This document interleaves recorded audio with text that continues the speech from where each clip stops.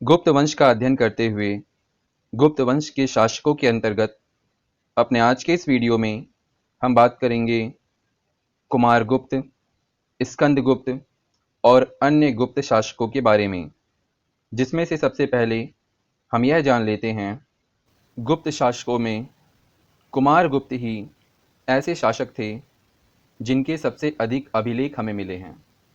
इन अभिलेखों में विल्सड अभिलेख, जिसमें गुप्त शासकों की वंशावली का पता चलता है, तो वहीं मंदसौर अभिलेख, जिसके लेखक वत्स भट्टी थे, इससे हमें पता चलता है कि रेशम बुनकरों की श्रेणियों ने व्यापार छोड़ दिया था और धनुष बाण बनाने लगे थे।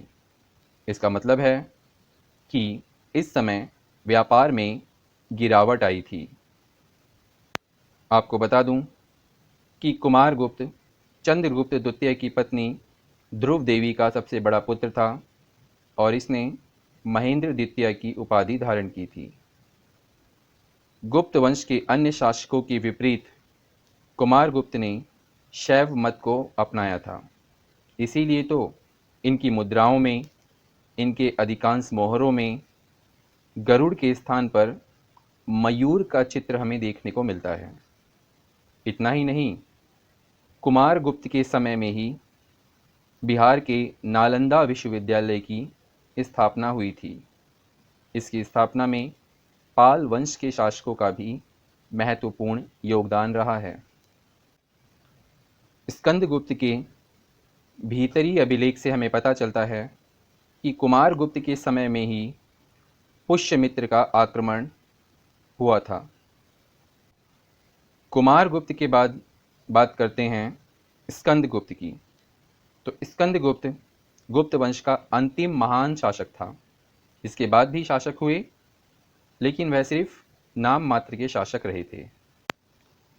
स्कंदगुप्त से संबंधित जानकारी हमें भीतरी अभिलेख और जूनागढ़ अभिलेख से प्राप्त होती है।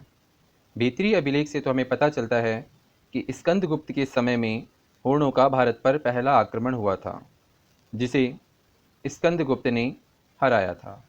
हूण जाति मध्य एशिया की जाति है और इसका नेता खुशनेवाज था, जिसने स्कंदगुप्त के समय में आक्रमण किया था।